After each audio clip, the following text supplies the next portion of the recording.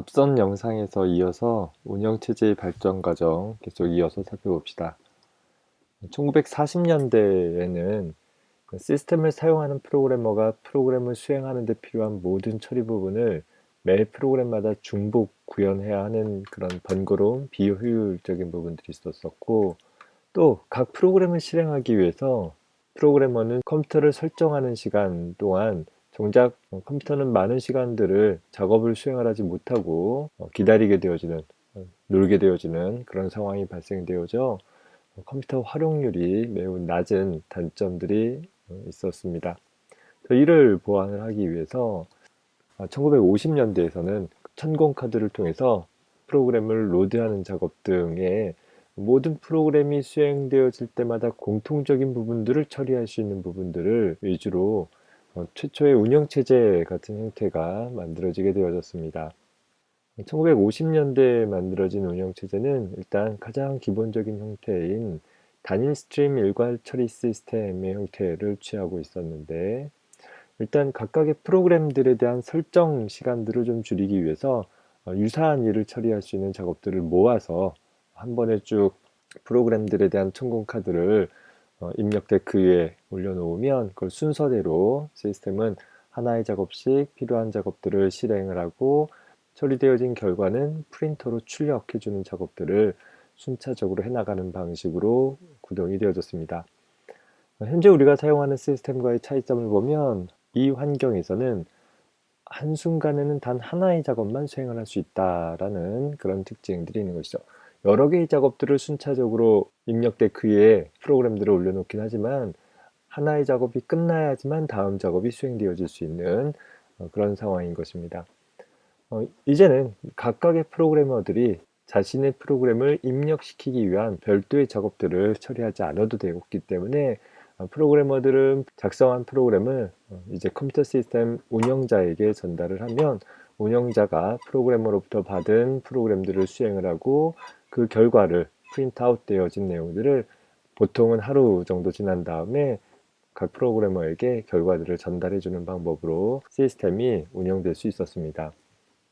운영체제라는 것이 없이 각각의 프로그래머들이 자신의 프로그램을 일일이 개별적으로 설정하고 실행하고 출력 확인하고 했던 상황보다는 좀 더 효율적으로 처리되어질 수 있는 상황이기는 하나, 하나의 프로그램이 수행되어지는 동안에는 계속 CPU가 뭔가 계산 작업만 수행하는 것이 아니라 입출력 장치를 조작하는 일과 계산이 이루어지는 일들이 교차해서 처리되어지는 일들이 발생하게 되어집니다. 그러다 보면 1950년대의 입출력 장치는, 지금의 입출력 장치도 마찬가지지만 그 당시의 입출력 장치는 상대적으로 굉장히 느리게 동작하는 그런 장치였습니다. 하나의 프로그램이 수행되어지면서 입출력 장치가 동작되어지는 동안에는 CPU 입장에서는 할 수 있는 일이 없고 그저 입출력 장치의 처리가 끝나기만을 기다려야 하는 상황들이 여전히 자주 발생이 되었습니다. 하나의 작업이 수행되어지면서 입출력 장치의 조작으로 인해 CPU가 아무 일도 하지 못한 채로 대기해줘야 하는 이런 프로세서의 유휴 상태가 발생되어진다는 것은 처리해야 될 많은 일들이 쭉 쌓여있는 상황에서는 그리 효율적이지 못한 상황인 것이었습니다. 그래서 이를 해결해 보기 위해서 1960년대에서는 멀티 프로그램드 배치 시스템이라고 해서 이전 세대에서는 하나의 작업이 끝나야지만 다음 작업으로 전환되어질 수 있었다라고 하면, 이 멀티 프로그램드 배치 시스템은 역시 여러 개의 작업들을 일괄 걸어놓고 순차적으로 수행되어진다라는 측면에서는 앞선 세대의 일괄 처리 배치 시스템과 비슷한 방식으로 동작이 되어집니다. 다만 옆에 그림에 나와 있듯이 단지 한 번에 하나의 프로그램만 실행하는 것이 아니라 동시에 여러 개의 프로그램들을 주기억 장치에 탑재해 놓고 하나의 작업이 수행되어지다가 만약에 입출력 장치의 접근으로 인해 CPU가 노는 상황이 발생되어지게 되면 CPU를 그냥 막연하게 대기시키는 것이 아니라 다음 작업으로 전환을 해서, 현재 작업에 대해서는 입출력 장치 처리가 끝나야지만 다른 계산 작업이 이루어질 수 있기 때문에 CPU를 그냥 놀리는 것이 아니라 두 번째 작업을 수행할 수 있도록 전환해주는 그런 식의 방법을 통해서 CPU를 가급적이면 눌리지 않고 지속적으로 어떤 연산들을 처리할 수 있도록 구성해서 결과적으로 CPU의 프로세서의 이용률을 더 높일 수 있는 방법으로 구성이 되어진 것입니다. 뭐 예를 들어서 내가 가게 사장인데 점원을 고용을 했다라고 하면 사장인 내 입장에서는 점원이 지속적으로 뭔가 일을 하기를 원하는 것이지 점원이 일하다가 뭔가 대기하기 위해서 아무 일 하지 않고 쉬고 있는 일은 바라지 않을 것입니다. 물론 실제 상황에서는 적절히 휴식 시간도 보장이 되어져야 되긴 하겠죠. 마찬가지로 우리가 컴퓨터 시스템을 사용하는 사용자 입장에서는 해야 할 일들이 많이 있다라고 한다면 그 일을 처리하기 위해서 CPU가 쉼 없이 가급적이면 지속적으로 일을 해나갈 수 있도록 구성할 필요가 있는 것이고, 그 일을 위해서 멀티 프로그램드 배치 시스템은 하나의 작업이 끝나지 않았다 하더라도 하나의 작업에 대해서 CPU가 쉬게 되어지는 상황이 발생되어지면 다음 작업으로 이동할 수 있도록 구성이 되어진 것입니다. 그러다 보니 앞선 일괄 처리 배치 시스템과 다르게 이제는 여러 개의 작업들이 동시에 수행되어질 수 있는 환경이 구성이 되어져야 되겠죠. 일단 메모리에 여러 개의 작업들이 탑재되어 있지만 어느 한 순간에는 하나의 작업이 수행되어지다가 그 작업에서 입출력 처리 요구가 발생되어진다라고 하면 그 자체로 다음 작업으로 이동해 나갈 수 있도록 구성이 되어지는 것입니다. 다만 여전히 어느 한순간에는 하나의 프로그램이 일괄 처리되어지는 방식으로 수행이 되어지는 것이고, 프로그램이 수행되어지는 동안에 사용자가 컴퓨터와 상호작용해 나가면서 일을 처리하지는 못한다라는 한계는 있습니다. 그러다 보니까 1960년대에 들어서는 소위 시분할 시스템이라는 부분들이 연구가 되어지기 시작합니다. 앞선 일괄 배치 시스템이나 혹은 멀티 프로그램드 배치 시스템은 프로그래머가 작성한 프로그램을 천공 카드나 혹은 그 밖의 입력 장치를 통해서 일괄로 읽어들여서 실행하고 그 결과들을 프린터 같은 것을 통해서 출력하는 방식으로 처리가 되어진다라고 했었죠.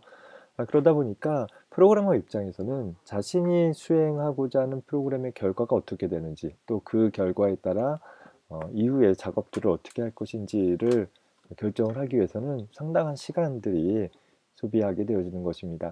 그래서 오늘날 사용하는 시스템처럼 프로그래머가, 사용자가 컴퓨터와 좀 상호작용해 가면서 프로그램을 수행시킬 수 있었으면 좋겠다라고 해서 만들어진 시스템이 시분할 시스템이라는 것입니다. 마치 우리 사람들이 서로 대화하듯이 사용자와 컴퓨터가 상호작용해 가면서 명령 하나 내리면 그 명령에 따른 결과들을 즉각적으로 받아보면서 처리할 수 있는 그런 시스템인 것입니다.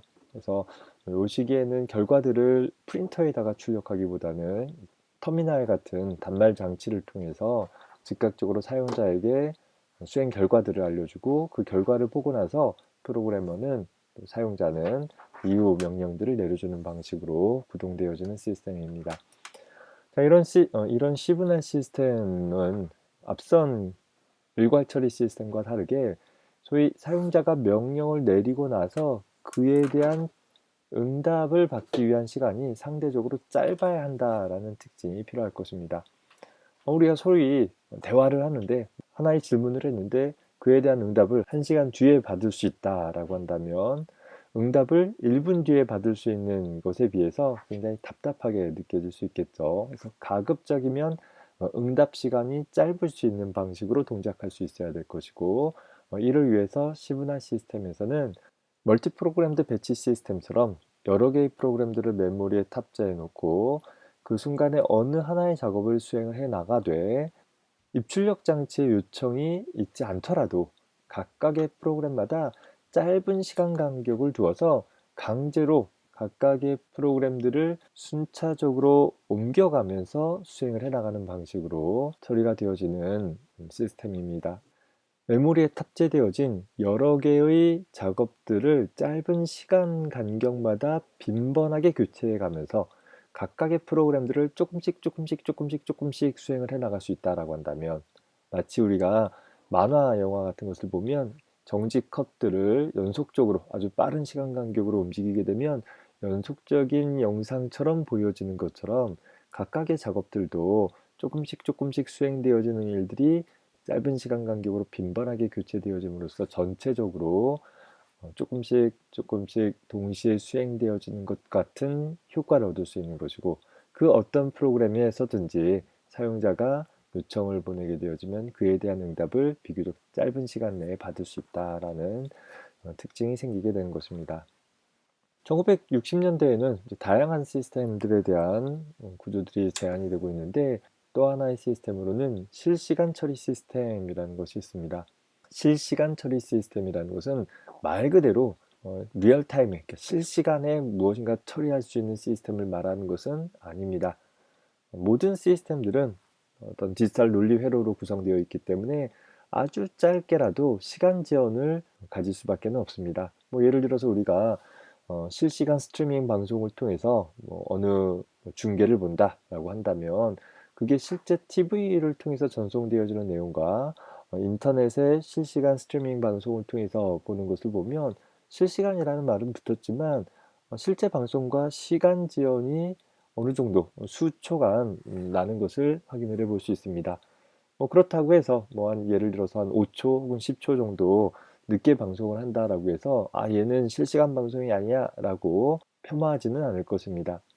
실시간 처리 시스템도 마찬가지로 실제 시간이라는 의미보다는 각각의 시스템이 감당해낼 수 있는 제한되어진 시간 내에 어떤 작업들을 처리해낼 수 있느냐에 따라서 과도한 지연 없이 제한된 시간 내에 주어진 작업을 처리할 수 있는 것이 보장되어질 수 있는 시스템을 실시간 처리 시스템이라고 부르는 것입니다. 앞서서 봤던 시분할 시스템 같은 경우는 여러 개의 작업들을 메모리에 동시에 올려놓고 각각의 작업들을 짧은 시간 간격으로 빈번하게 교체해 가기 때문에, 만약에 많은 작업들이 동시에 수행되어진다라고 하면 각각의 작업들이 단독으로 수행되어질 때보다는 훨씬 느리게 처리되어질 수밖에 없게 되는 것입니다. 그렇다라고 한다면 어떤 제한된 시간 내에, 아주 짧은 제한된 시간 내에 처리 결과를 얻지 못하는 경우들도 발생할 수 있게 되는 것이죠. 반면에 실시간 처리 시스템은 이렇게 어떤 특정 작업들이 제한된 시간 내에 결과들을 산출해낼 수 있도록 설계되어진 시스템으로서, 특정 작업에 대해서는 신속한 응답이 보장되어질 수 있는 그런 시스템이어야 됩니다.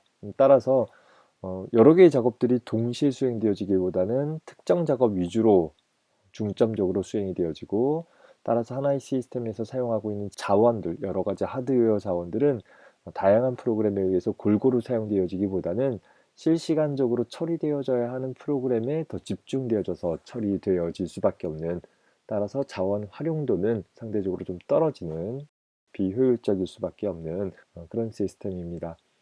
실시간 처리 시스템은 크게 경성 실시간 처리 시스템과 연성 실시간 처리 시스템, 즉 하드 리얼타임 시스템과 소프트 리얼타임 시스템으로 크게 나뉘어 볼 수 있습니다. 얼마나 시간을 엄격하게 지켜야 하느냐에 따라서 제한된 시간 내에 처리하는 것이 거의 반드시 필수적으로 이루어져야 하는 시스템을 하드 리얼타임 시스템, 가급적이면 제한된 시간 내에 처리될 수 있지만 살짝 지연이 된다 하더라도 감당해 볼 수 있을 만한 정도의 일을 처리하는 시스템을 소프트 리얼타임 시스템이라고 부르는 것입니다. 예를 들어서 실시간 스트리밍 방송이다 라고 한다면, 기본적으로 어떤 제한된 시간 내에 내가 영상 정보를 받고 그 받은 영상 정보를 순차적으로 재생해 주는 일을 처리해 주면 되겠죠. 또 실시간 중계 시스템이다 라고 하면 영상을 보내주는 일을 해주면 되겠죠. 하지만 그게 제한된 시간 내에 처리가 되지 못했다라고 한다면 잠깐의 딜레이가 발생되어지고, 그것에 따라 좀 부자연스러움을 느낄 수는 있긴 하겠지만 시스템 자체나 어떤 사회적으로 큰 문제가 발생되어지지는 않을 것입니다. 이런 경우들이 소프트 리얼타임 프로세싱 시스템에 해당하는 것이겠죠. 반면에 원자력 발전소에 온도 조절 장치 같은 것이 있다라고 가정한다면, 혹은 뭐 미사일 요격 시스템 같은 것이 있다라고 한다면 이렇게 뭐 원자력 발전소의 온도가 과열이 되어졌다라고 했을 때 제한된 시간 내에 온도를 낮추는 작업들을 해줘야 되는데 만약에 이것이 제한된 시간 내에 온도를 적절히 냉각시키는 일을 처리하지 못하고 발전소가 폭발한 다음에 동작을 한다라고 하면 이건 아무 의미가 없는 시스템이 돼버리고 말 것입니다. 이런 경우는 앞서서 예를 들었던 실시간 스트리밍 방송과 다르게 엄격하게 제한된 시간 내에 처리가 이루어질 수 있는 것들이 좀 보장되어져야 하는 그런 시스템이어서 이런 경우를 하드 리얼타임 프로세싱 시스템으로 분류를 하게 되어지는 것입니다. 자, 세 번째로 살펴볼 수 있는 시스템은 다중 처리 시스템, 멀티 프로세싱 시스템이라는 것이 있습니다. 소위 프로세서라고 불리우는 쉽게 얘기해서 처리기, 그러니까 CPU를 가리킨다 생각하면 되겠죠. 하나의 시스템 내에 하나의 CPU만 탑재한 것이 아니라 둘 이상의 CPU를 탑재를 해서 그러니까 여러 개의 CPU를 가지고서 병렬적으로 처리해주는 그런 시스템을 다중 처리 시스템이라고 부릅니다. 앞에서 멀티 프로그램드 시스템이라고 했던 것은 다중 프로그래밍 시스템이라고 했던 것은 동시에 여러 개의 프로그램들을 메모리에 탑재해 놓고 수행되어지는 시스템인 것이요.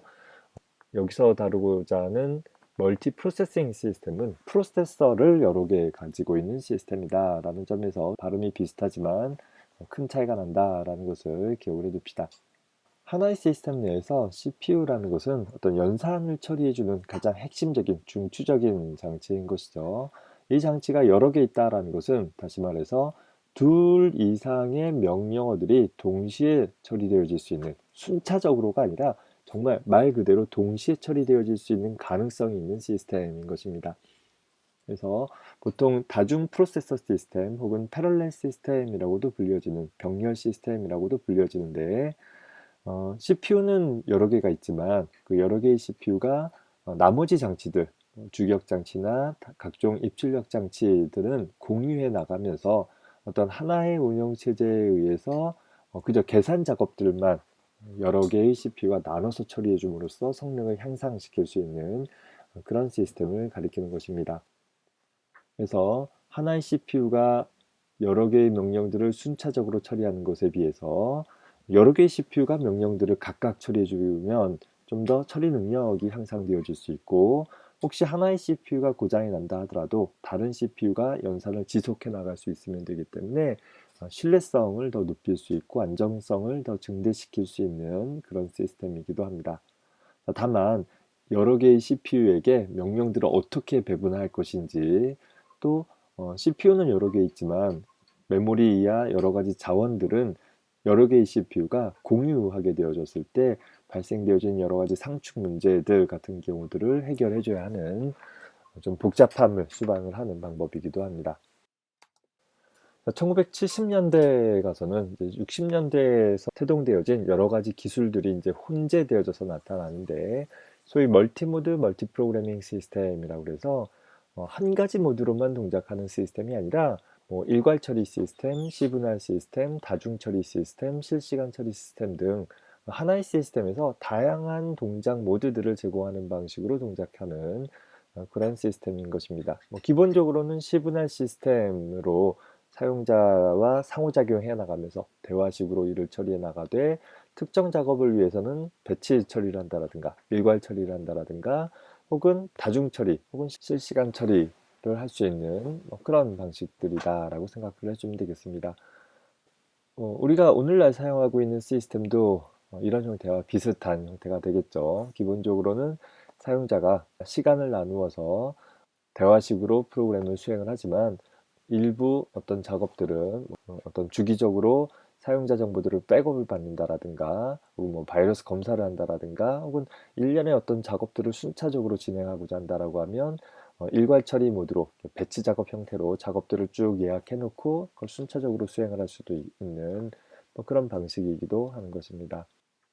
더불어 70년대에는 이제 네트워킹이라는 인터넷을 필두로 네트워크이라는 것이 점차 형성되어져 가다 보니까 이전에는 하나의 시스템이 단독으로 주로 사용되어졌다라고 하면 이제는 네트워크를 통해서 여러 시스템들이 서로 연결되어지는 상황들이 점차 늘어나게 되는 것이겠죠.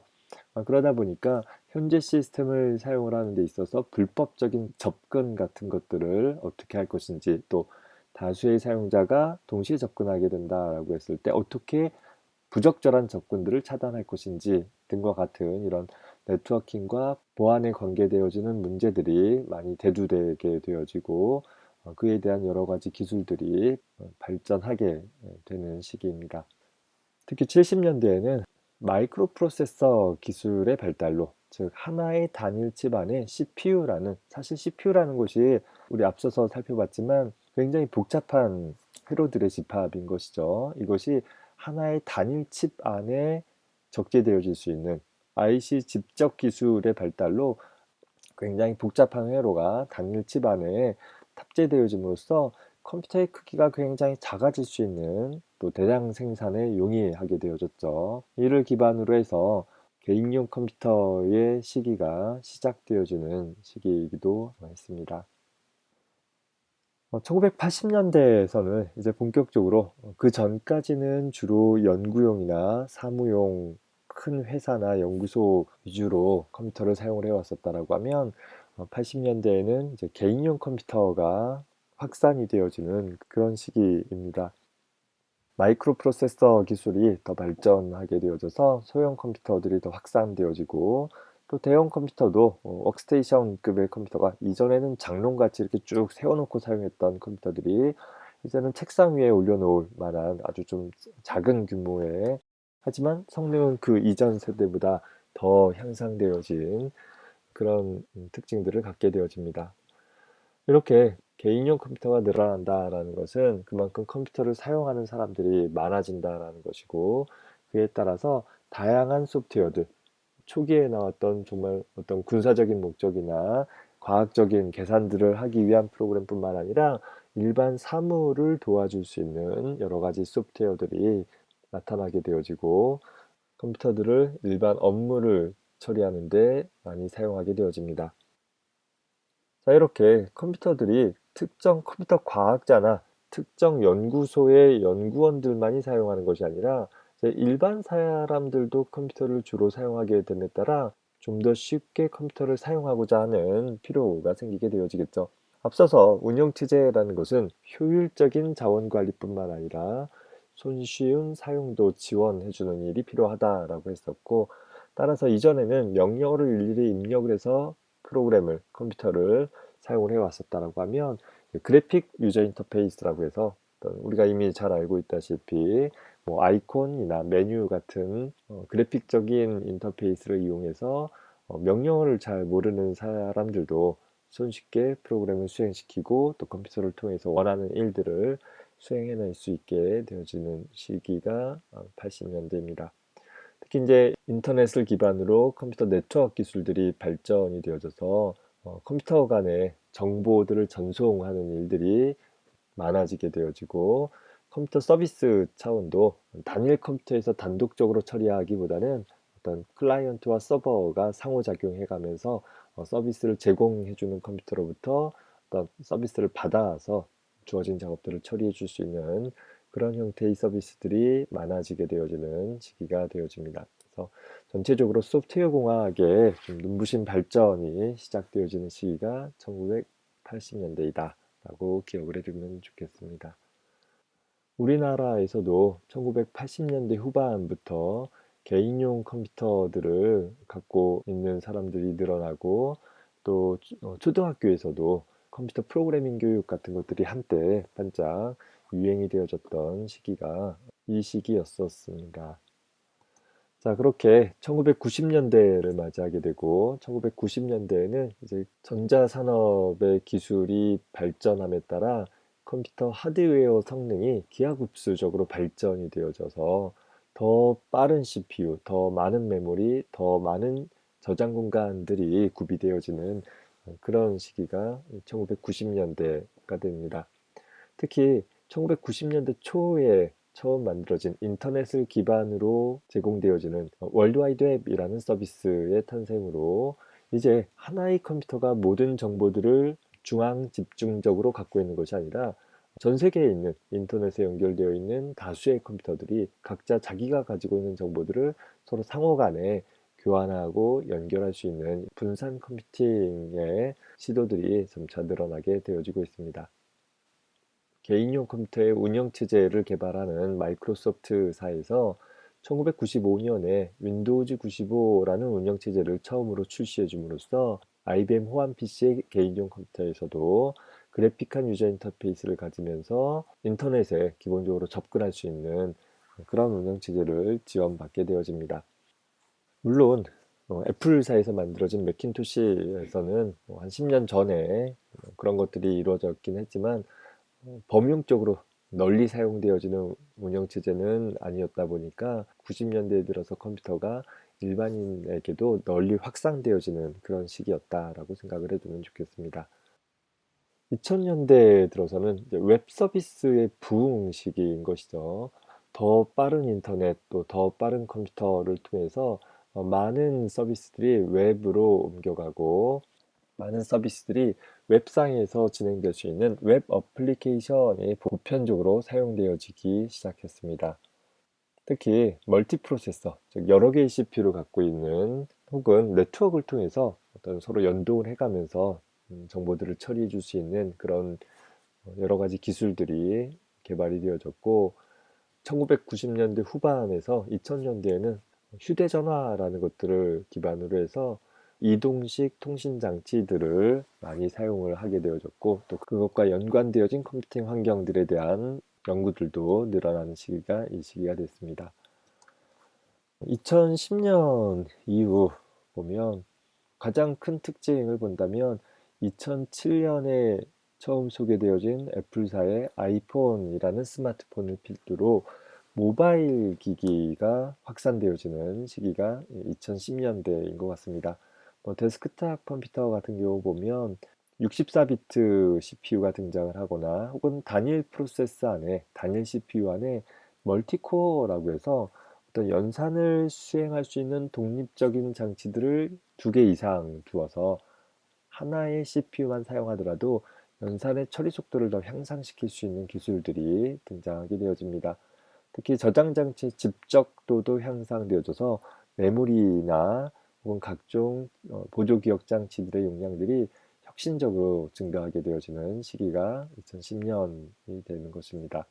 특히 통신 기술도 1990년대에 인터넷 전용선의 통신 속도가 일반 개인 사용자가 사용할 수 없을 만큼 비싼 서비스였음에도 불구하고 10Mbps의 통신 속도를 갖고 있었습니다. 그런데 이런 통신 기술의 발전으로 인해서 2000년, 2010년 정도 됐을 때는 각 가정에 있는 사용자들도 100Mbps로 통신하는 일들을 어렵지 않게 사용할 수 있게 되어지고 오늘날에는 기가빗 이더넷까지도 가정의 사용자들도 수월하게 사용할 수 있는 그런 통신 기술들이 발전하게 되었습니다. 뿐만 아니라 와이파이 같은 무선 통신이라든가 셀룰러나 LTE 같은 이동통신 같은 여러 가지 통신 기술들이 컴퓨터 네트워크와 같이 연결이 되어지고 클라우드 서비스가 좀 더 보편화되어지는 시기이기도 합니다. 그 밖에 웨어러블 컴퓨팅이라든가 IoT 같은 사물 인터넷 같은 것들이 관심을 받게 되어지는 시기가 이 시기가 되는 것이죠. 전체적인 운영체제와 그에 따른 시스템의 발전 경향을 한번 살펴봤습니다. 이를 통해서 우리가 사용하고 있는 운영체제가 어느 하늘날 하늘에서 뚝 떨어진 것이 아니라 사람들의 필요에 따라 점차 개발되어져 왔다라는 것을 눈여겨봐둘 수 있었으면 좋겠고 초창기 세대에서 각각의 컴퓨터 시스템들이 갖는 몇 가지 특징들에 대한 차이점들 좀 정리를 해두고 기억해 둘 수 있었으면 좋겠습니다.